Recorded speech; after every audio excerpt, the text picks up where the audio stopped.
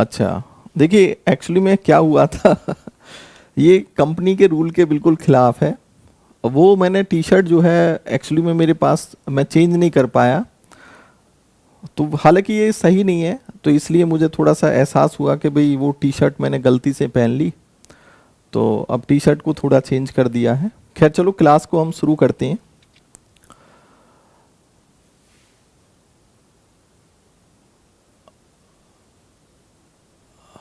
चलो ठीक है भैया, आप इनाम दे दिया आपको। अब मुझे वो बाद में थोड़ा सा ध्यान आया कि मैंने तो यार ये भाई, ये होता क्या है कि आप जिस प्लेटफॉर्म पर पढ़ाते हो उस पर आप किसी अन्य प्लेटफॉर्म को जो है, खैर आप जानते हो हर चीज़ को, मुझे बताने की जरूरत नहीं है। देखिए क्या क्वेश्चन था आप लोगों का सर, टेलीग्राम। अच्छा,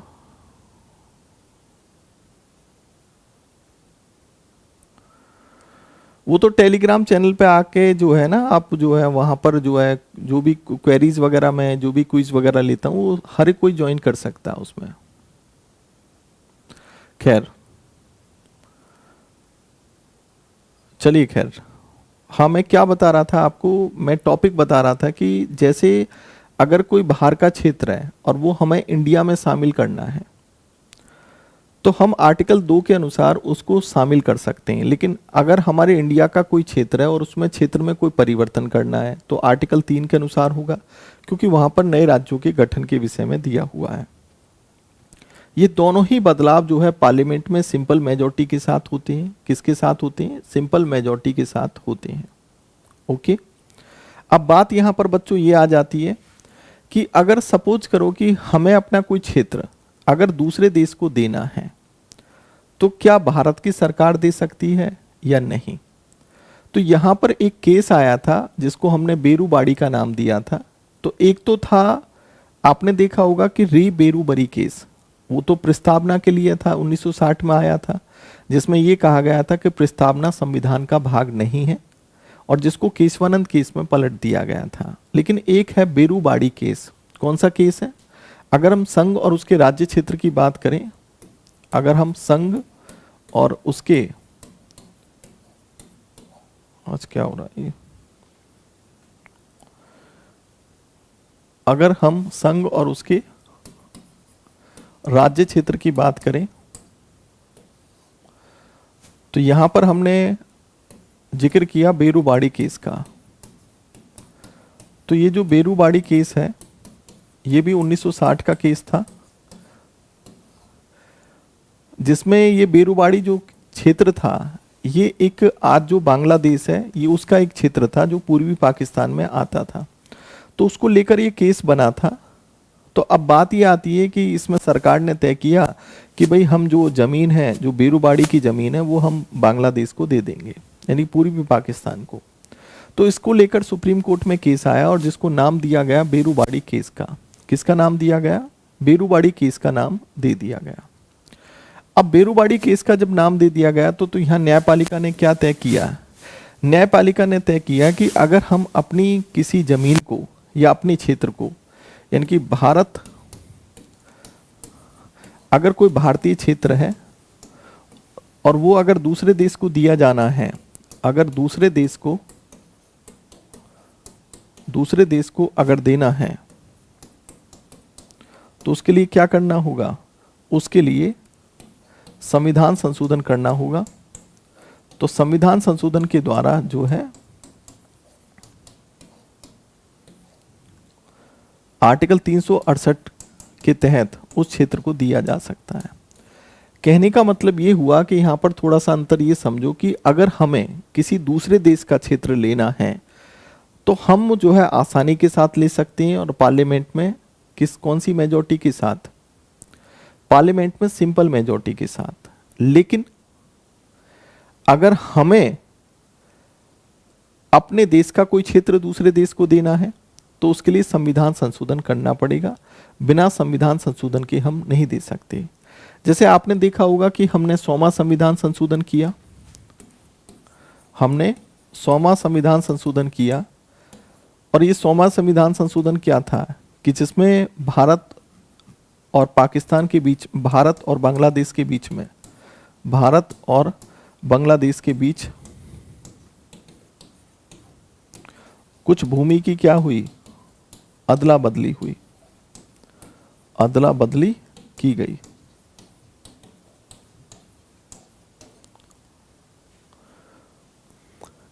ये क्लियर हो गया, ये समझ में आ गया आपको? क्या की गई, अदला बदली की गई। ओके। 100वां संविधान संशोधन हुआ था और ये संविधान संशोधन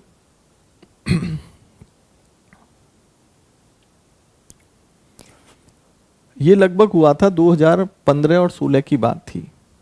2015-16 में 100वां संविधान संशोधन किया गया था। अब आप पूछ रहे हो मेरे से कि sir joint committee on office of profit क्या होता है? ऑफिस ऑफ प्रॉफिट पर जॉइंट कमेटी क्या होती है? भाई एक बात बताओ कि ये दोनों चीजें अलग अलग हैं। ऑफिस ऑफ प्रॉफिट का मतलब होता है लाभ का पद। तो हो सकता है कि लाभ के पद को लेकर कोई संयुक्त समिति बनाई गई हो, वो एक अलग चीज होती है। आपका क्वेश्चन ये होना चाहिए था कि लाभ का पद क्या हमारे संविधान में है? तो लाभ के पद की कोई व्याख्या हमारे संविधान में नहीं की गई। लाभ के पद को लेकर अगर कोई विवादित मुद्दा है तो इस पर डिसीजन कौन देगा? सुप्रीम कोर्ट देगा हो। और लाभ का पद के मामले पर कानून कौन बनाता है? संसद बनाती है। तो सभी सरकारी पद लाभ के पद में आते हैं, ऐसा कोई जरूरी नहीं है।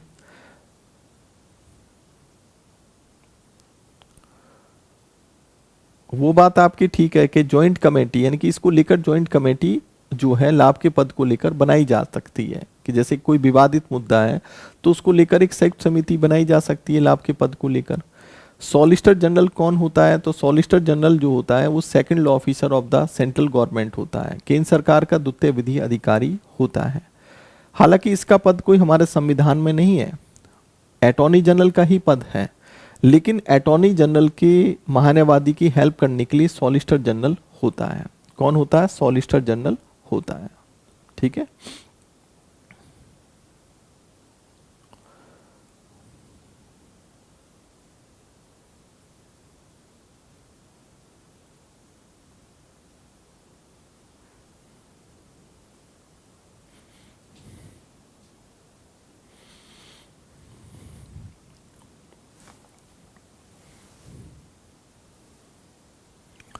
संघ और उसके राज्य क्षेत्र को लेकर, चलो मैं आज कुछ क्वेश्चन करवा देता हूं आपको संघ और उसके राज्य क्षेत्र को लेकर, कि आपने देख लेता हूं कि आप कितने पढ़ते हो या कितने नहीं पढ़ते हो।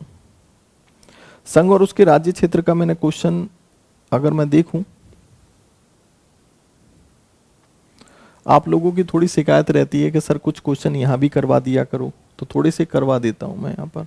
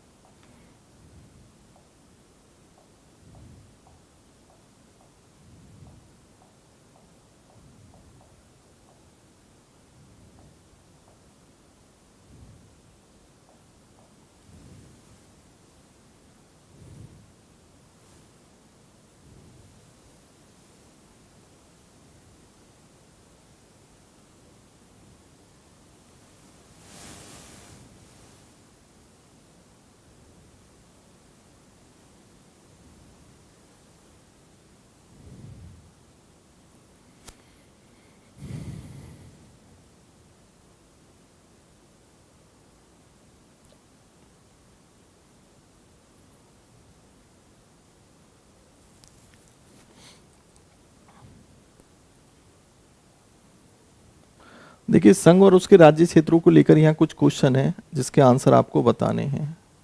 निशान लगा रखा है क्या? मैंने नहीं लगा रखा, चलो ठीक है। ये आपको दिखाई दे रहे हैं कुछ क्या?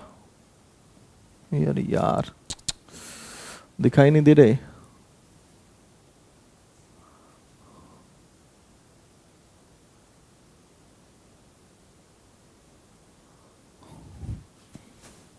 ये क्वेश्चन दिखाई दे रहे हैं कि नहीं? दिख रहा है? दिख रहा है कि नहीं?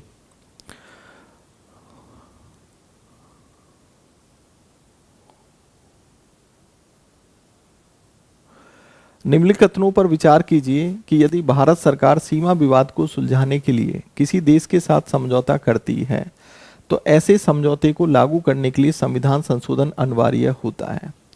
हालांकि ये पॉइंट मैंने नहीं बताया, लेकिन आपको बताना है कि ये स्टेटमेंट सही है गलत है। दूसरा कह रहा है कि संसद के पास भारतीय राज्य क्षेत्र का कोई हिस्सा किसी अन्य देश को अर्पित करने का कोई अधिकार नहीं है।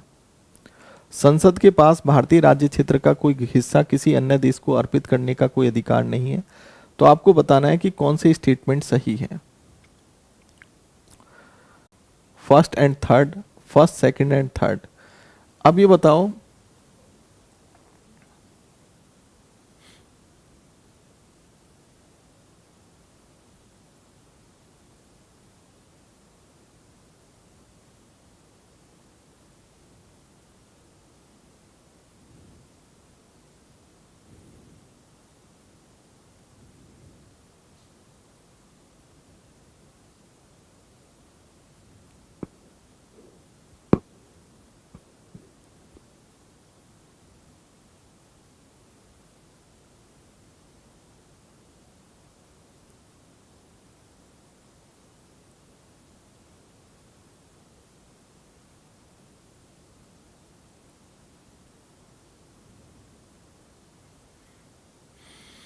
ये भी गलत हो गया।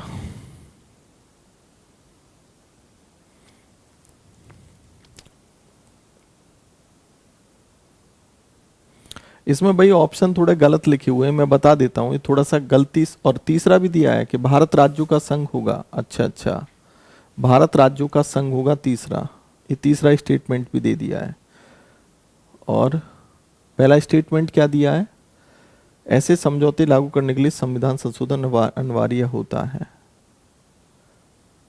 गलत, थोड़ा स्टेटमेंट भैया गलत लिखा है। आप देखिए, सुनिए, थोड़ा ध्यान से सुनना, मैं बता रहा हूं इसमें गलतियां हैं।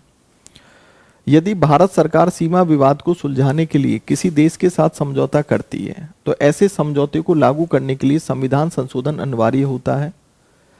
तो ऐसे समझौतों को लागू करने के लिए संविधान संशोधन अनिवार्य नहीं होता, ये ध्यान रखना।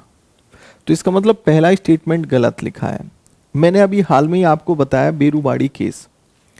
तो बेरुवाड़ी केस में यह कहा गया था कि भारत अगर अपनी किसी जमीन को दूसरे देश को देता है, ठीक है, तो वहां पर संविधान संशोधन लागू होगा।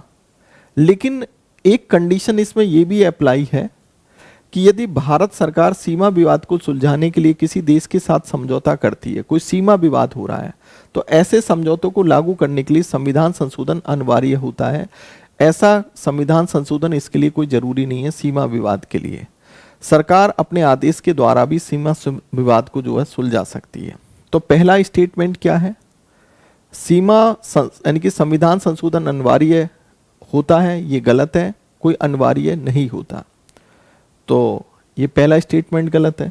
संसद के पास भारतीय राज्य क्षेत्र का कोई हिस्सा किसी अन्य देश को अर्पित करने का कोई अधिकार नहीं है, यानी कि संसद के पास दूसरे देश को अपना हिस्सा अर्पित करने का अधिकार है। संसद के पास ये अधिकार होता है, कार्यपालिका के पास नहीं होता। ये स्टेटमेंट सही है, स्टेटमेंट ये गलत है, अधिकार होता है। भारत राज्यों का संघ होगा, ये स्टेटमेंट बिल्कुल सही है। तो पहला और दूसरा स्टेटमेंट गलत है, ओनली थर्ड होगा। तो यहां पर केवल थर्ड लिखा जाना चाहिए। क्या लिखा जाना चाहिए, थर्ड। क्लियर नहीं दिखाई दे रहा यार, कैसे करूं।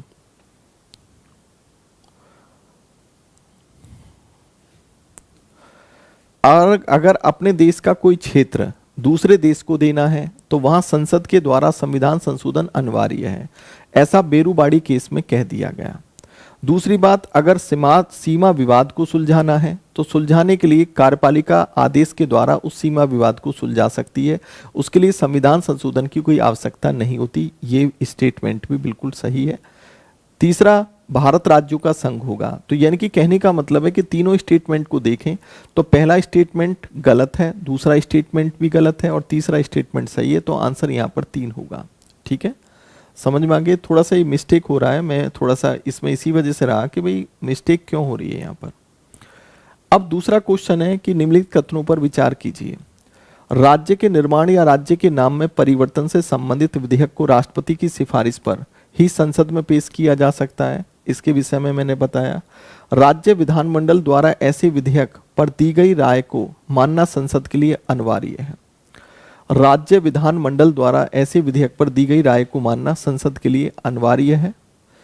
तो क्या राज्य की भूमिका होती है, क्या अनिवार्य होता है? यदि राज्य विधानमंडल ऐसे विधेयक को अपनी राय साथ वापस नहीं भेजता है तो यह विधेयक स्वतः ही समाप्त हो जाता है।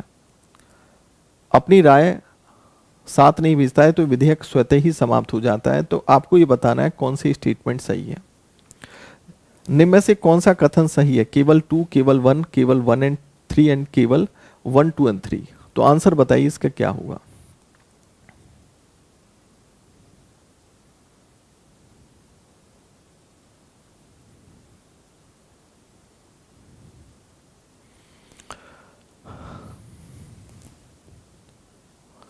अपनी राय साथ नहीं भेजता है, यानी कि वो सहमत नहीं है, इसका मतलब वो सहमत नहीं है, इसका मतलब ये हो गया। तो अधिकतर बच्चे बी ऑप्शन बता रहे हैं, यानी कि केवल 1। तो देख लेते हैं क्या आंसर बनेगा। राज्य के निर्माण या राज्य के नाम में परिवर्तन से संबंधित विधेयक को राष्ट्रपति की सिफारिश पर ही संसद में पेश, बिल्कुल सही है, पहला स्टेटमेंट सही है। राज्य विधानमंडल द्वारा ऐसे विधेयक पर दी गई राय को मानना संसद के लिए अनिवार्य है, ये गलत है। तीसरा, यदि राज्य विधानमंडल ऐसे विधेयक को अपनी राय साथ वापस नहीं भेजता है तो विधेयक स्वतः ही समाप्त हो जाएगा। तो समाप्त तो नहीं होता है, तो इसका मतलब थर्ड स्टेटमेंट भी गलत है। तो आंसर क्या आएगा? केवल 1, बिल्कुल ठीक। आर्टिकल 3 इस बात को कहता है। तो इसका आंसर क्या बनेगा? तो इसका जो आंसर बनेगा वो क्या बनेगा? इसका आंसर ये बी वाला आंसर बनेगा, पहला स्टेटमेंट। उसके बाद अगर हम देखें अगला क्वेश्चन, निम्नलिखित कथनों पर विचार कीजिए। जम्मू कश्मीर संविधान सभा द्वारा भारत संघ में इस राज्य के विलय की पुष्टि 26 जनवरी 1950 को की गई। यानी कि जम्मू कश्मीर भारत में शामिल हुआ तो वो 26 जनवरी 1950 को शामिल हुआ था। पहला स्टेटमेंट तो ये है। दूसरा स्टेटमेंट ये कि जम्मू कश्मीर संविधान सभा ने 17 नवंबर यानी कि जम्मू कश्मीर संविधान सभा ने 17 नवंबर 1957 को इस राज्य के विलय के लिए एक पृथक संविधान अंगीकार किया था, जिसे 26 नवंबर 1957 से लागू किया गया। तीसरा, जम्मू कश्मीर रियासत भारत की स्वतंत्रता प्राप्ति के समय भारतीय राज्य क्षेत्र में शामिल कर ली गई थी। जम्मू कश्मीर रियासत भारत की स्वतंत्रता प्राप्ति के समय भारतीय राज्य क्षेत्र में शामिल कर ली गई थी। तो आपको बताना है कौन सा स्टेटमेंट सही है। केवल 2 एंड 3, केवल 1 एंड 3, केवल 2 या केवल 1, 2 एंड 3। क्या आंसर बनेगा? केवल 2। बहुत से बच्चे बता रहे हैं केवल 2। केवल 2 बिल्कुल सही आंसर है इसका। केवल 2 देखो कैसे। पहली बात तो जम्मू कश्मीर संविधान सभा द्वारा भारत संघ में इस राज्य के विलय की पुष्टि 26 जनवरी 1950 को की गई थी, बिल्कुल गलत है। वो आपकी डेट 26 अक्टूबर 1947 थी। तो पहला स्टेटमेंट गलत हो गया। तो ये डेट क्या थी यहाँ पर? ये अगर हम डेट देखें तो ये डेट क्या थी जो मैंने बताया था? तो ये जो डेट है ये तो गलत है। ये तो भाई 26 अक्टूबर क्या है? 26 अक्टूबर 19 क्या है? 1947 था, जहां पर विलय पत्र पर राजा इनके सिग्नेचर हुए थे। तो पहला स्टेटमेंट क्या हो गया? ये आपका गलत हो गया। दूसरा स्टेटमेंट क्या है भाई? जम्मू कश्मीर संविधान सभा ने 17 नवंबर 1957 को इस राज्य के लिए एक पृथक संविधान अंगीकार किया था। यानी कि जम्मू कश्मीर का एक अलग से संविधान था और जम्मू कश्मीर की संविधान सभा ने उसको एक्सेप्ट 17 नवंबर 1957 में किया था, जिसको कब लागू कर दिया गया था जम्मू कश्मीर में? 26 नवंबर 1957 को। ये स्टेटमेंट बिल्कुल सही है, क्योंकि जम्मू कश्मीर का जो संविधान है वो जम्मू कश्मीर के संविधान सभा के द्वारा बनाया गया था और भारत का संविधान भारत के संविधान सभा के द्वारा बनाया गया। ये स्टेटमेंट बिल्कुल सही है। आपका कौन सा स्टेटमेंट सही है? सेकंड। तीसरा कह रहा है जम्मू कश्मीर रियासत भारत की स्वतंत्रता प्राप्ति के समय भारतीय राज्य क्षेत्र में शामिल कर ली गई थी। तो ये गलत है। आपको अच्छी तरह पता है कि जम्मू कश्मीर की जो रियासत है, फिर आपकी हैदराबाद की रियासत थी और आपकी क्या जूनागढ़ की जो रियासत थी, ये रियासत ऐसी थी कि जो स्वतंत्रता प्राप्ति के बाद जो है, यानी कि स्वतंत्रता जब हमारा देश आज़ाद हुआ और भारत जो है 15 अगस्त 1947 को विधिवत रूप से, तो उस टाइम ये स्वतंत्र रियासतें थी। इसका मतलब ये भी गलत है। तो आंसर क्या बनेगा इसका? वेरी गुड, आंसर इसका केवल क्या बनेगा? केवल 2 बनेगा। बिल्कुल बढ़िया। अब अगला क्वेश्चन है, निम्न में से कौन सी एक भारतीय संघ राज्य पद्धति की विशेषता नहीं है? संघ राज्य पद्धति की विशेषता नहीं है, ये क्वेश्चन पूछा गया है। बच्चे टाइपिंग में नहीं है ये क्वेश्चन, अगर दिखाई दे रहा हो थोड़ा कोशिश करो, हालांकि मुझे भी कमी दिखाई दे रहा है, मैं देख पा रहा हूं इसमें। भाई दिखाई तो दे रहा है कि नहीं दे रहा? थोड़ा गौर से देखना बच्चों। निम्नलिखित पद्धति में से कौन सी एक भारतीय संघ राज्य पद्धति की विशेषता नहीं है? भारत में स्वतंत्र न्यायपालिका है, यानी कि ये कह रहा है कि संघात्मक जो व्यवस्था होती है, क्योंकि भारत में संघात्मक व्यवस्था है, फेडरल सिस्टम है, तो फेडरल सिस्टम की कौन सी विशेषता नहीं है? क्वेश्चन घुमा फिरा के ये पूछा है। तो भारत में स्वतंत्र न्यायपालिका है, केंद्र और राज्यों के बीच शक्तियों का स्पष्ट विभाजन किया गया है, और संघबद्ध होने वाली इकाइयों को राज्यसभा में असमान प्रतिनिधित्व दिया गया है, और यह संघबद्ध होने वाली इकाइयों के बीच में एक सहमति का परिणाम है। तो आपको यह बताना है कि कौन सा सही नहीं है। क्या आंसर आएगा?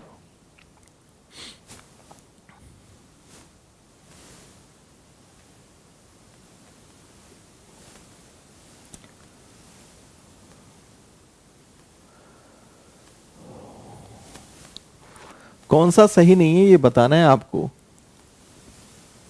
वीर सिंह ने कहा डी आंसर होगा, अभय कुमार कह रहे हैं बी आंसर होगा।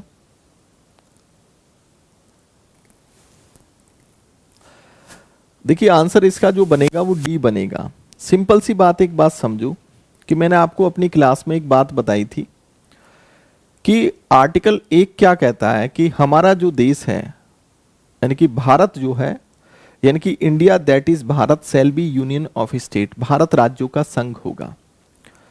अब इसका मतलब क्या हुआ कि हमारे देश में संघात्मक व्यवस्था है, फेडरल सिस्टम है, जिसमें सेंटर की सरकार अलग काम करती है, स्टेट की सरकार अलग काम करती है। लेकिन हमारे देश में संघात्मक कैसा है? संघ की तरह काम करता है, यूनियन की तरह काम करता है, जिसमें केंद्र मजबूत है और राज्य कमजोर है। और ये जो भारत राज्यों का संघ होगा, इसका क्या मतलब हुआ? इसका मतलब ये हुआ कि राज्यों का सेंटर के साथ कोई समझौता नहीं है, और कभी भी राज्य सेंटर से अलग नहीं हो सकता। समझे? तो जब राज्यों के साथ कोई समझौता नहीं है, तो डी इसी बात को तो कह रहा है कि यह संघबद्ध होने वाली इकाइयों के बीच में एक सहमति का परिणाम है, जबकि कोई सहमति तो नहीं है। वहां पर अमेरिका में सहमति थी, हमारे इंडिया में कोई सहमति नहीं है, यहां कोई एग्रीमेंट नहीं हुआ। तो इसलिए जब भी तो कहा कि भारत राज्यों का संघ है। ठीक है, तो डी आंसर आएगा इसका। लेकिन ये जो तीनों चीजें हैं वो संघात्मक व्यवस्था को दर्शाती है। ठीक है, कहने का मतलब है कि भारत में है क्या, कि भारत में एक स्वतंत्र न्यायपालिका है, बिल्कुल सही है। केंद्र और राज्यों के बीच में हमने शक्तियों का विभाजन किया है, जिसमें 7वीं अनुसूची में हमने संघ सूची, राज्य सूची, समवर्ती सूची दी है, ये भी सही है। और संघबद्ध होने वाली इकाइयों को राज्यसभा में असमान प्रतिनिधित्व दिया गया है। हालांकि संघात्मक व्यवस्था के हिसाब से सभी राज्यों का समान प्रतिनिधित्व होना चाहिए, जैसे कि अमेरिका में हर राज्य से 2 सेनेटर होते हैं, वहाँ 50 राज्य हैं तो 100 सीनेटर हैं सीनेट में, जबकि हमारे इंडिया में असमान क्या है, प्रतिनिधित्व दिया गया है। तो कहने का मतलब है कि भारतीय संघ राज्य की तो विशेषता है ये, लेकिन ये विशेषता डी नहीं है, क्योंकि हमारा राज्यों के साथ, राज्यों का सेंटर के साथ कोई एग्रीमेंट नहीं हुआ है, तो इसलिए डी आंसर बनेगा। अगला क्वेश्चन, राज्य पुनर्गठन अधिनियम 1956 के संदर्भ में निम्न कथनों पर विचार कीजिए। जो स्टेट रीऑर्गेनाइजेशन एक्ट आया था 1956 में, उसके संदर्भ में आपको कुछ स्टेटमेंट दिए गए हैं। आपको बताना है कि जम्मू कश्मीर की सीमा में कोई परिवर्तन नहीं किया गया। यदि यानी कि पटियाला और पूर्वी पंजाब राज्यों के यूनियन का विलय पंजाब में किया गया, और लक्काद्वीप, मिनिकॉय तथा अमिनी द्वीप द्वीप समूह को मद्रास राज्य से अलग करके संघ राज्य क्षेत्र बनाया गया। तो आपको यह बताना है कि इनमें से कौन सा स्टेटमेंट सही है। जल्दी से बताओ इसका आंसर क्या होगा।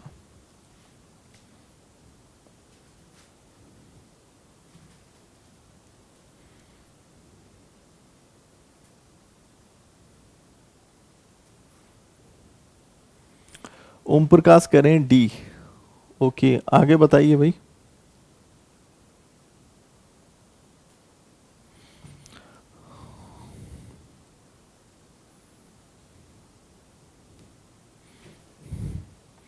अलग अलग आंसर मत दिया करो भाई इस तरीके से। ये जो आप अलग अलग आंसर देते हो ना, ये आंसर मत दिया करो। सबके अलग अलग आंसर आ रहे हैं, ऐसे काम थोड़ी चलेगा।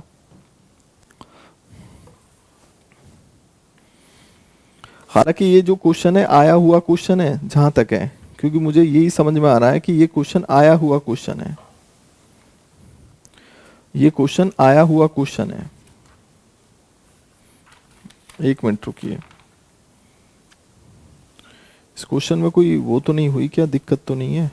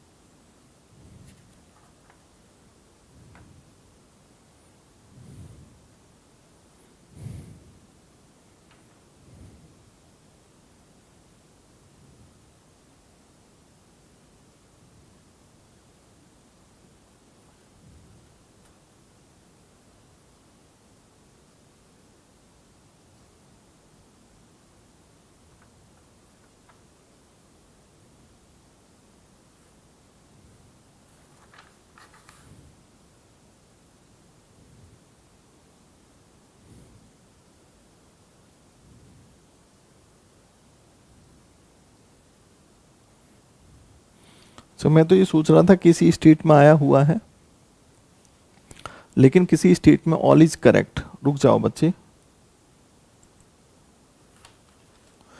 देखो सुनो, ये हालांकि क्या है किसी में नहीं आया हुआ, मैं देख रहा था, क्योंकि इसका मतलब ये क्वेश्चन मैंने ही बनाया हुआ है। पहली बात तो देखा जाए तो जम्मू कश्मीर की सीमा में कोई परिवर्तन नहीं किया गया, ये बिल्कुल सही है, क्योंकि जम्मू कश्मीर से हमने अलग तो कुछ नहीं बनाया। हालांकि अब तो परिवर्तन इसमें हो गया है, क्योंकि अब जम्मू कश्मीर और लद्दाख बना दिए गए हैं, क्योंकि लद्दाख को अलग कर दिया है। तो आज की डेट में तो परिवर्तन हो गया है, ठीक है। तो लेकिन अगर हम पहले के हिसाब से देखें तो ये बिल्कुल स्टेटमेंट सही है। पटियाला और पूर्वी पंजाब राज्यों के यूनियन का विलय पंजाब में किया गया है, बिल्कुल सही है, क्योंकि पंजाब अपने आप में बहुत सा एरिया हिमाचल का भी रखता था, हरियाणा का भी और पंजाब का, ये सही है। लक्षद्वीप, मिनिकॉय तथा अमीनी द्वीप समूह को मद्रास राज्य से अलग करके संघ राज्य क्षेत्र बना दिया गया, ये भी बिल्कुल सही है। तो इसमें से कौन सा स्टेटमेंट सही होगा? डी आंसर बिल्कुल सही है, ठीक है। बढ़िया क्वेश्चन था ये। अब बात आती है कि अगला क्वेश्चन, निम्न कथनों पर विचार कीजिए। पंजाब पुनर्गठन अधिनियम जो 1986 के माध्यम से चंडीगढ़ को पंजाब व हरियाणा की संयुक्त राजधानी बना दिया गया। 1986, ये थोड़ा सा गलत लिखा है, ये आपका जो होगा 1966 होगा। ओ सॉरी, मैंने चलिए खैर। दूसरा स्टेटमेंट है 1986 में मिजोरम को पूर्ण राज्य का दर्जा प्रदान किया गया, जैसे पहले संघ शासित प्रदेश बनाया गया था, ठीक है। फिर राज्य पुनर्गठन आयोग 1953 के सदस्य फैजल अली के.एम. पार्नीकर थे। आपको ये बताना है कि क्या सही है। दूसरा सही है, केवल 3 सही है, दूसरा तीसरा सही है, केवल 1 और 3 सही है।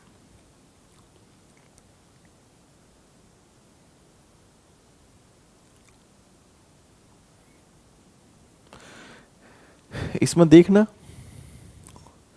क्या आंसर आएगा। बिल्कुल वेरी गुड, जाहिर ने कहा बी आंसर होगा, ओम प्रकाश कह रहे हैं सी आंसर होगा, रामभोज बी आंसर होगा। इसका आंसर जो है सी आंसर होगा, बिल्कुल सही, क्योंकि मैं बता चुका हूं इसको। पंजाब पुनर्गठन अधिनियम 1966 के माध्यम से, क्योंकि 1966 में ही तो पंजाब हरियाणा अलग हुआ था, चंडीगढ़ तभी तो बना था, मैंने पिछली क्लास में बताया था।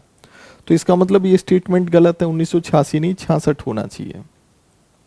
मतलब कहने का मतलब है 66 नहीं है 56 होना चाहिए, क्योंकि राज्य पुनर्गठन अधिनियम तो 56 में ही आया है और 66 में इस एक्ट के माध्यम से पंजाब हरियाणा अलग अलग हुए थे, तो पहला स्टेटमेंट तो गलत हो जाता है। 1986 में मिजोरम को पूर्ण राज्य का दर्जा प्रदान किया गया और पहले ये क्या था, यूटी था, बिल्कुल सही है। और मिजोरम के बाद अरुणाचल प्रदेश बना था। फिर राज्य पुनर्गठन आयोग 1953 के सदस्य फैजल अली और के एम पार्नीकर थे, ये बिल्कुल सही है। मतलब सही क्या है, फैजल अली तो अध्यक्ष थे, जबकि सदस्य की बात कर रहा है भाई। कौन कौन थे, इसका मतलब आंसर क्या बनेगा, केवल 2 बनेगा। क्या बनेगा, केवल 2, क्योंकि ये भी तो गलत है ना। राज्य पुनर्गठन आयोग 1953 में जो सदस्य थे फैजल अली कौन थे, फैजल अली तो अध्यक्ष थे। सदस्य एक तो के एम पार्नीकर थे और हृदयनाथ कुंजरू थे, तो इसका मतलब थर्ड स्टेटमेंट भी गलत है, तो आंसर क्या बनेगा, सेकंड। तो केवल 2 आंसर आएगा, अधिकतर बच्चों के गलत आंसर है, केवल 2 आंसर आएगा इसमें, ए आंसर आएगा, केवल क्या आएगा, 2 आंसर आएगा ये वाला। ओके, इसका मतलब आगे क्वेश्चन देखें हम। क्वेश्चन भैया अच्छे क्वेश्चन है ये, ऐसे नहीं है। निम्नलिखित कथनों पर विचार कीजिए। भारत की स्वतंत्रता प्राप्ति के समय सिक्किम भारत का अभिन्न राज्य था। पहला पॉइंट, भारतीय संसद द्वारा 36 संविधान संशोधन अधिनियम के तहत सिक्किम को भारत के अन्य राज्यों के समक्ष बना दिया गया। तीसरा पॉइंट, 35वां संविधान संशोधन अधिनियम के अंतर्गत सिक्किम को सहयोगी राज्य का दर्जा दिया गया। तो ये आपको बताना है कि कौन सा स्टेटमेंट सही है। उपरोक्त में से कौन सा स्टेटमेंट सही है, केवल 2 और 3, केवल 1 और 2, केवल 1 और 3, या इनमें से कोई नहीं।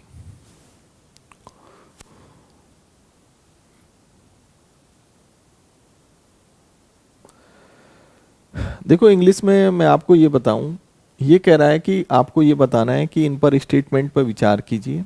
ये कह रहा है कि भारत जब इंडिपेंडेंट हुआ था उस टाइम सिक्किम जो था वो इंडिया का पार्ट था, पहला स्टेटमेंट ये है। दूसरा स्टेटमेंट कह रहा है कि पार्लियामेंट के द्वारा 36 अमेंडमेंट करके सिक्किम को भारत के अन्य राज्यों की तरह स्टेट बना दिया गया था, ठीक है। और 35 अमेंडमेंट के थ्रू सिक्किम को एसोसिएट स्टेट बनाया गया था। तो आपको ये बताना है कौन सा सही है, कौन सा सही है। अरे भैया तुम यार एक बात बताओ, क्यों तुम नालायकपंती कर रहे हो। आंसर सेकंड और थर्ड सही नहीं है, केवल 2 ही तो सही होगा।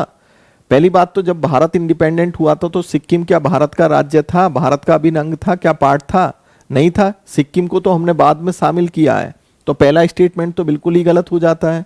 दूसरा 36 अमेंडमेंट करके हमने सिक्किम को क्या भारत का पार्ट बनाया, लेकिन उससे पहले हमने 35 अमेंडमेंट करके एसोसिएट स्टेट बनाया। क्या मैंने अपनी क्लास में बताया नहीं है ये? जब बताया तो फिर गलत क्यों कर रहे हो। तो दूसरा और तीसरा ही तो आंसर बनेगा इसका, सेकंड और थर्ड केवल ए आंसर बनेगा। अब जो चीज मैंने बता दी है उसे भी गलत कर रहे हो यार, ये आंसर बन जाएगा इसका। अगला क्वेश्चन, भारत सरकार भारत के राज्य क्षेत्र की क्षेत्रीय सीमा बढ़ा सकती है, यानी कि कहने का मतलब है कि उस एरिया को इंक्रीज कर सकती है भारत सरकार किसी केंद्र शासित प्रदेश को राज्य का दर्जा प्रदान करके। क्या ऐसा भारत सरकार कर सकती है? किसी केंद्र यानी कि केंद्र शासित प्रदेश यानी कि यूनियन टेरिटरी को क्या दर्जा प्रदान कर सकती है, राज्य का दर्जा, या अधिपत्य द्वारा या हराकर नई क्षेत्र प्राप्त करके।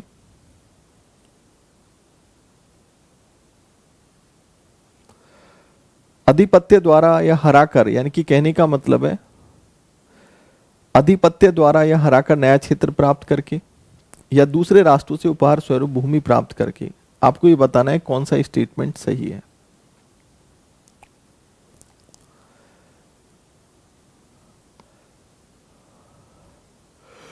भारत अपने एरिया को इंक्रीज कर सकता है किस किस तरीके से?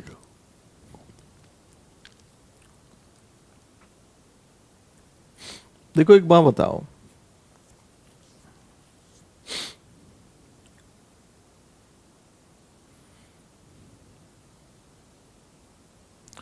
मुझे ये बताइए कि जब किसी केंद्र शासित प्रदेश को राज्य का दर्जा दिया जाएगा तो क्या भारत का सीमा क्षेत्र बढ़ जाएगा? सीमा क्षेत्र तो उतना ही रहेगा।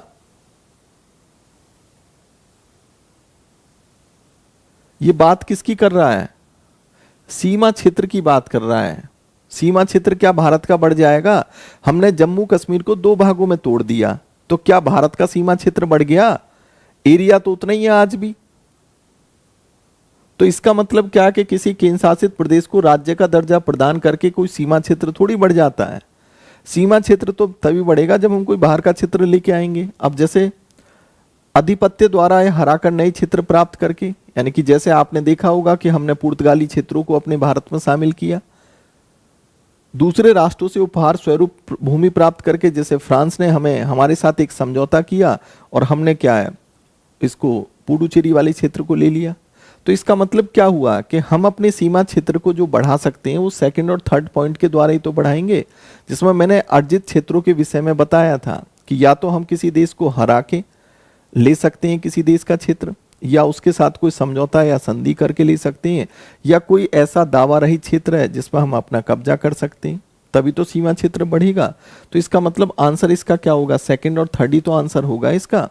तो थोड़ा लॉजिकल क्वेश्चन था, लेकिन अच्छा क्वेश्चन था। ऐसे क्वेश्चनों में गलती करके आ सकते हो आप लोग। तो इसका सेकंड और थर्ड, ये सी आंसर इसका बन जाएगा। ठीक है, अब उसके बाद क्या है, अगला क्वेश्चन है, यानी कि ये बढ़िया क्वेश्चन है बच्चों जो दिए, निम्न में से कौन सा कथन नए राज्यों के निर्माण के बारे में सही नहीं है?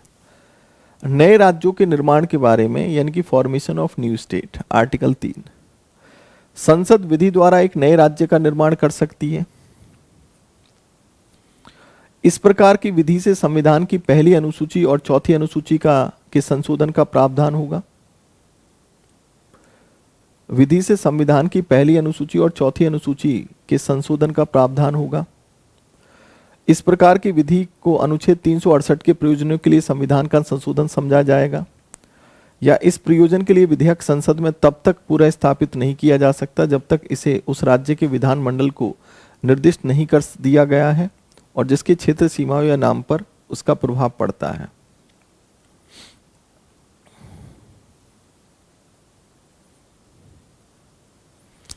तो आपको यह बताना है कि क्या पूछ रहा है इसमें, कौन सा स्टेटमेंट सही नहीं है, ये पूछ रहा है। बड़ा सिंपल क्वेश्चन है ये, तो आराम से कर दोगे।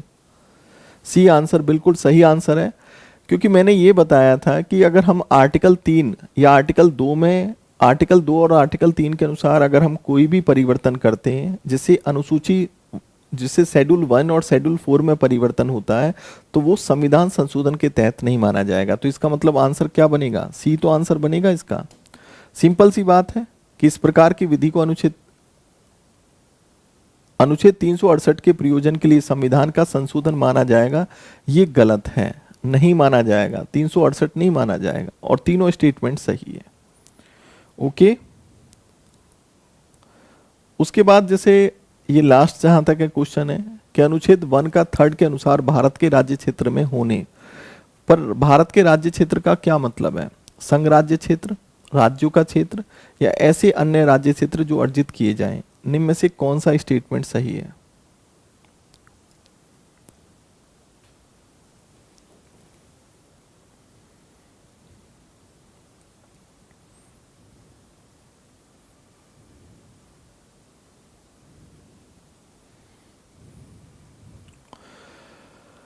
ये आंसर इसका जो है बिल्कुल सही, बहुत से बच्चे सही आंसर दे रहे हैं।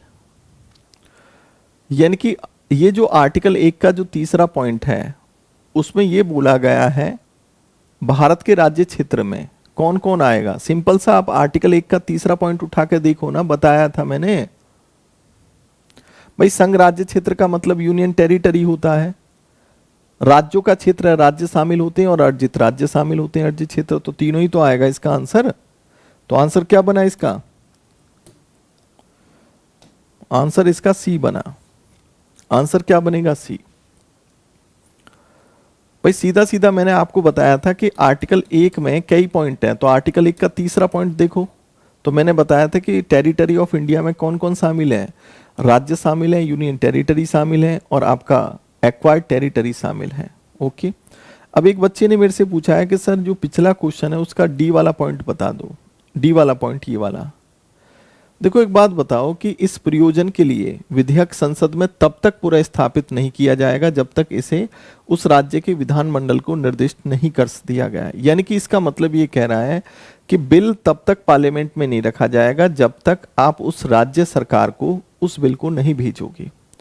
प्रक्रिया मैंने आर्टिकल 3 में यही बताई थी कि सबसे पहले बिल राष्ट्रपति के पास जाता है जब हम नए राज्यों का कोई गठन करते हैं, तो फिर जहां से उस राज्य को बनाया जा रहा है उस राज्य के पास भेजा जाएगा। वो एक अलग बात है कि राज्य सहमत है या नहीं है, वो एक अलग प्रक्रिया है, ठीक है, क्योंकि अल्टीमेट अथॉरिटी तो केंद्र सरकार के पास है।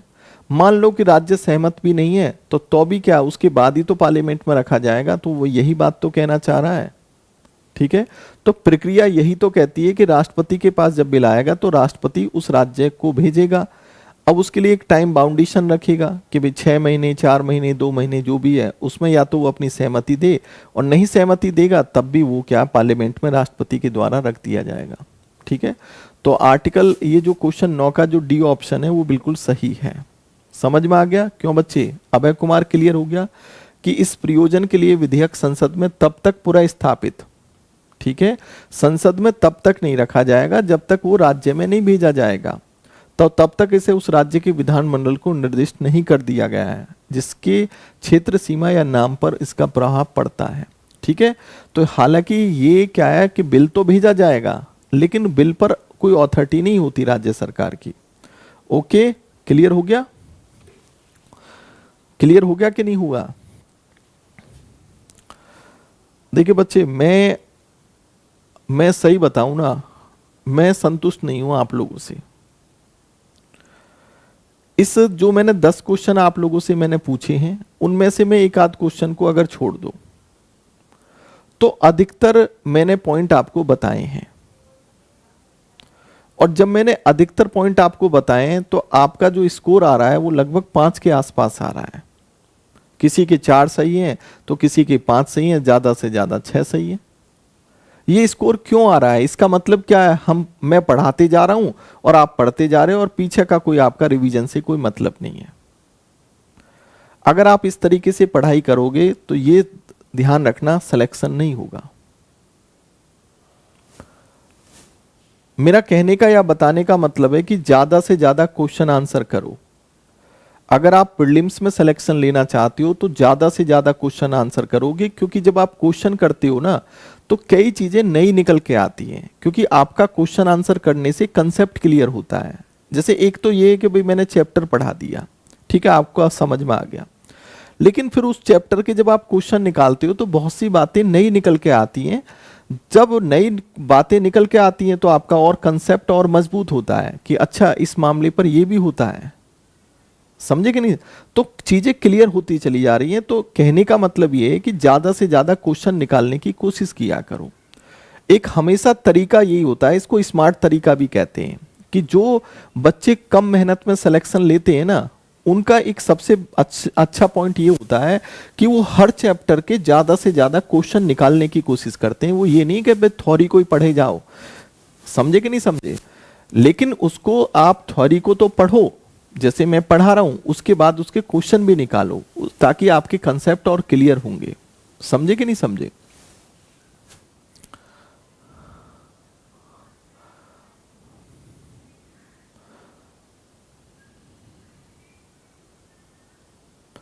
देखो बुक का तो मतलब मैं बता दूं, एक बुक है मेरे पास, ये हालांकि देखो एक ऐसी बुक है, ये जो क्वेश्चन है हालांकि इस बुक में से मैं नहीं देता हूं, ये मेरे खुद के बनाए हुए क्वेश्चन होते हैं। ये एक बुक है, घटना चक्र की बुक है।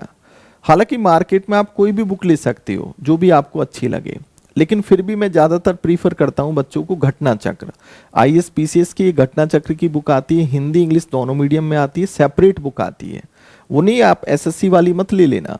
तो ये लगभग इसमें आप देखोगे तो काफ़ी मोटी बुक है ये, और अब तक 15-20 सालों के जितने भी आईएएस पीसीएस के क्वेश्चन है वो सारे इसमें मिल जाते हैं। हर साल इसका एक संस्करण आता है। कहने का मतलब है कि जैसे 2019 के क्वेश्चन है या 2020 के क्वेश्चन है जो भी स्टेट में हुए, वो इसमें जो है ऐड कर दिए जाएंगे जब नया संस्करण आएगा। तो आप जो है इसका 2020 का संस्करण ले सकते हो, ठीक है, और इसके क्वेश्चन निकालने की कोशिश करें। सर आर्टिकल 368 पे जुडिशियल रिव्यू होगा या नहीं होगा? देखिए आर्टिकल 368 पर जुडिशियल रिव्यू होगा, बिल्कुल होगा। और क्यों नहीं होगा भाई?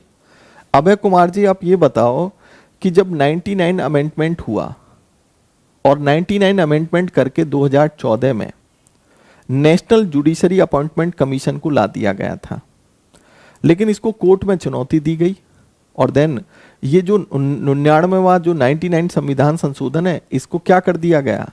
कोर्ट ने कैंसिल कर दिया, रिजेक्ट कर दिया। इसका मतलब न्यायपालिका के पास संविधान संशोधन को, यानी कि संविधान संशोधन को समाप्त करने का अधिकार है, ये अपने जुडिशियल रिव्यू के तहत।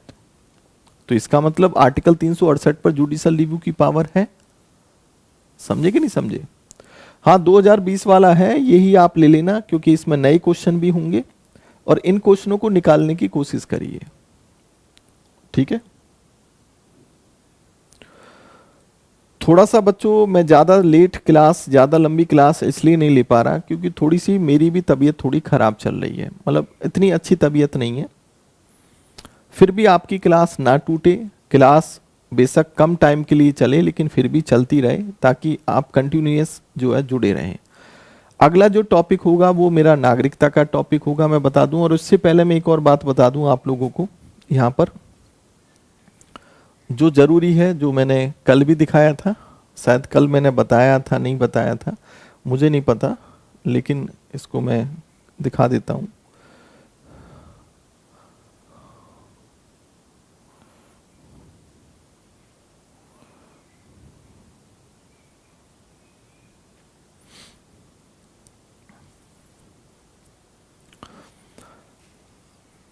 इस बैच का बच्चों को काफ़ी दिन से वेट था, इंतजार कर रहे थे। तो 3 नवंबर को ये बैच आ रहा है, मेरा नया पॉलिटी स्पेशल बैच। 1 नवंबर को रजिस्ट्रेशन शुरू हो जाएगा। Comprehensive analysis with basic to advance level होगा। और देन ये यूजफुल फॉर किसके लिए होगा? All UPSC exam, all states के लिए, एग्जाम्पल्स के लिए, NET, JRF, PGT, TGT, CDS, ACF या जो भी बच्चे हैं या यूपीएसआई हैं, उन सब के लिए ये बैच बेनिफिशियल रहेगा। 999 रुपये फीस रहेगी, लेकिन 1 नवंबर को 2 घंटे के लिए 100 रुपये कम रहेंगे, डिस्काउंट ऑफर है। और देन इसको आपका साथी या आपका दोस्त या आप में से कोई और परचेज करना चाहे तो वो कर सकता है। सबसे बड़ी बात यह है कि यहाँ पर comprehensive analysis with basic to advance level होगा, तो चीज़ें बेसिक से एडवांस पढ़ाई जाएंगी, ठीक है। मेंस का बैच भी आएगा, इसके बाद आएगा, लेकिन ये प्रीलिम्स का बैच है। तो आपके कोई भी साथी हैं जो पढ़ना चाहते हैं, ये दोस्त वगैरह हैं, तो 3 नवंबर को बैच आ रहा है और लगभग 30 या 31 अक्टूबर को इसमें 2-3 वीडियो डाल दी जाएंगी बैच में। तो उसको बैच की, जैसे भाई सिंपल सी बात है, हर कोई चाहता है कि भाई डेमो वीडियो देखे, तो 2-3 वीडियो जो है 30-31 को आ जाएंगी और फिर प्रॉपर वे में 30 नवंबर से क्लास स्टार्ट हो जाएगी इसकी, ठीक है। तो आप लोग इस बैच में थोड़ा सा सहयोग करिए और जो भी आपके साथी हैं और जो बच्चे पढ़ना चाहते हैं तो उनसे आप कह सकते हो कि डीके सर का 3 नवंबर को नया बैच आ रहा है, ठीक है।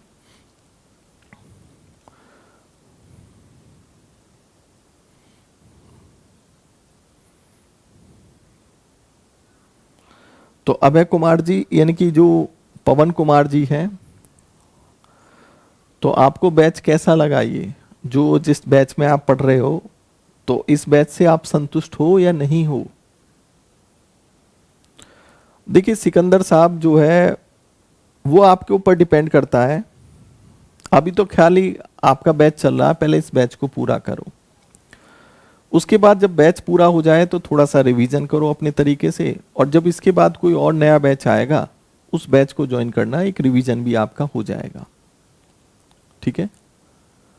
समझे कि नहीं समझे? हालांकि मेरे बैच में मैं आपको बता दूं कि मोस्टली आधे से ज़्यादा बच्चा मेरा वही पुराना बच्चा होता है जो मेरे से पढ़ चुका है, वही एडमिशन फिर से लेता है। क्यों लेता है? कि उसका एक तरीके से एक तो फीस बहुत कम है और उसका एक रिवीजन भी हो जाता है, ठीक है। ये जो अमृत साहब, ये जो बैच है जो आप कह रहे हो, ये नवंबर के लास्ट तक ये बैच पूरा हो जाएगा, क्योंकि आपके बैच के टॉपिक ज़्यादा थोड़ी बच रहे हैं भाई। नागरिकता का टॉपिक है, फिर संघात्मक, एकात्मक, संसदीय और अध्यक्षात्मक प्रणाली है, फिर उसके बाद आपका फंडामेंटल राइट है, डीपीएसपी और फंडामेंटल ड्यूटीज है, यही तो टॉपिक बच रहे हैं। हालांकि फंडामेंटल राइट का टॉपिक बड़ा लंबा टॉपिक है, उसमें थोड़ा टाइम भी खींचेगा, लेकिन 1 महीने में ये बैच लगभग पूरा हो जाएगा। ठीक है दिवेश साहब, मैं बताऊं, जो गुस्सा करने वाली बात थी, हालांकि वो मैंने टी शर्ट को नहीं देखा, वो आपकी बहुत अच्छी बात है, क्योंकि पहली बार मेरे से ये मिस्टेक हुई। किसी अन्य प्लेटफॉर्म पर आप अन्य प्लेटफॉर्म की कोई चीज़ जो है आप ऐड नहीं कर सकते, ये कायदा कहता है इस बात को। ठीक है, तो वो क्या हुआ कि भाई ऑलरेडी मैंने पहनी हुई थी, तो वो आप लोगों के सामने मुझे ध्यान नहीं रहा, आ गया। अब वो उसमें क्या है कि वो जानबूझ के तो हुआ नहीं था कि भाई कोई जानबूझ के किया था, समझे कि नहीं समझे। लेकिन एक बात यह है कि हर व्यक्ति को हर जगह कहीं भी हो, मैं आपको ये बता दूं कि मैं विजन में भी पढ़ाता हूँ, ऑफलाइन क्लास मेरी चलती हैं। और अभी कोरोना की वजह से दिल्ली में क्यों है, विजन की और जीएस वर्ल्ड आईएएस की जो क्लासेस हैं वो अभी स्टार्ट नहीं हुई है, तो प्रॉपर वे में मेरी वहाँ भी क्लास चलती है। हालांकि देखिए अब आईएएस का बैच प्रॉपर वे में कैरियर विल पे स्टार्ट हो चुका है, और आपने देखा होगा कि 12,000 रुपये में इतने कम दामों पर यहाँ का बैच स्टार्ट हो चुका है, तो इससे बेटर और क्या हो सकता है, समझे कि नहीं समझे।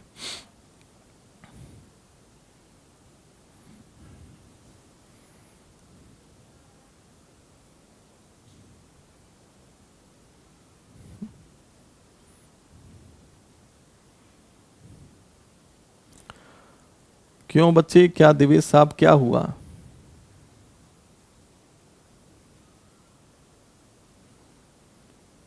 हाँ जी अभय कुमार जी, ऐसा ही है, बिल्कुल आप सही समझ रहे हो, जो आप सोच रहे हो बिल्कुल सही सोच रहे हो।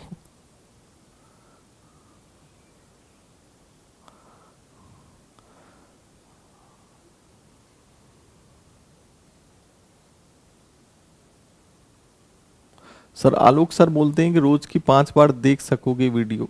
अच्छा, अरे उसमें परेशान बच्चे क्यों हो रहे हो आप, भाई बहुत अच्छी टीम है, अच्छा पढ़ाती है, और देन जो है अनुभवी टीचर हैं आपके सामने जो लगभग 20-20 साल का अनुभव रखते हैं, तो आप कोई दिक्कत नहीं है इसमें आप। और फिर आप ये भी तो देखिए कि 12,000 रुपये कोई ज़्यादा फीस थोड़ी है। ठीक है, मेहनत करिए। देखिए सबसे बड़ी बात ये होती है कि ऐसा नहीं होता कि सिलेक्शन हमारे बताने से ही हो जाता है या हमारे कंटेंट से ही हो जाता है। वो अच्छी बात है कि टीचर के कंटेंट अच्छा होना चाहिए और मॉडिफाइड होना चाहिए, यानी कि लेटेस्ट होना चाहिए, लेकिन सबसे ज़्यादा डिपेंडेबल चीज़ होती है सिलेक्शन में आपकी खुद की पढ़ाई। यानी कि जब आप खुद से मेहनत नहीं करोगे, आप उन चीज़ों को रिवाइज नहीं करोगे, पूरी ईमानदारी के साथ नहीं पढ़ोगे, तो सिलेक्शन नहीं हो सकता। चाहे हम कितना भी अच्छा कंटेंट आप लोगों को दें या कितना भी अच्छा हम पढ़ाएं, मेहनत तो आपसे आपको करनी ही पड़ेगी।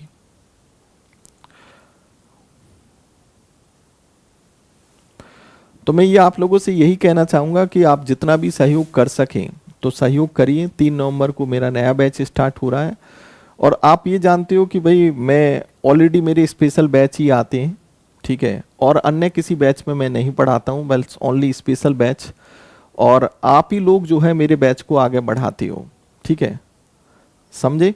और वहाँ पर पूरी कोशिश, देखिए मैं इतना कह रहा हूँ आप लोगों से, चाहे हो सकता है कि बैच थोड़ा सा लेट हो जाता है, ये अब तक आपका बैच खत्म हो जाना चाहिए था, लेकिन चलो 15-20 दिन बैच आगे बढ़ जाएगा। लेकिन कभी ना तो मैंने किसी टॉपिक में भागम भाग करने की कोशिश की, हमेशा अच्छे ढंग से पढ़ाने का प्रयास किया है। मुझे कोई ऐसा जल्दी नहीं होता कि भागम भाग करिए कि भाई ख़त्म करो उसको 2 दिन में, ऐसा कभी नहीं हुआ मेरे किसी भी बैच में। चाहे मुझे 1 महीना एक्स्ट्रा लग जाए, लेकिन पढ़ाया सभी बच्चों को सही ढंग से ही है। और बाद में बच्चा ऐसी बात नहीं है, तारीफ भी करता है। आपको मैं बता दूं, तारीफ वो इसलिए करता है कि भाई शुरू में उसको कुछ नहीं पता होता कि डीके सर क्या पढ़ा रहे हैं, लेकिन जब वो एग्जामिनेशन हॉल में जब बैठता है ना, या जब वो क्वेश्चन लगाता है, तो उसको जब फील होता है कि भाई डीके सर ने वाकई बहुत अच्छा कंटेंट दिया है। ठीक है, और इस बात को आप अच्छी तरह जानते भी होंगे, मुझे ज़्यादा कहने की आवश्यकता नहीं है कि अब तक जितने भी मैंने टॉपिक पढ़ाए उन टॉपिकों के आपके क्वेश्चन निकले भी होंगे। ठीक है,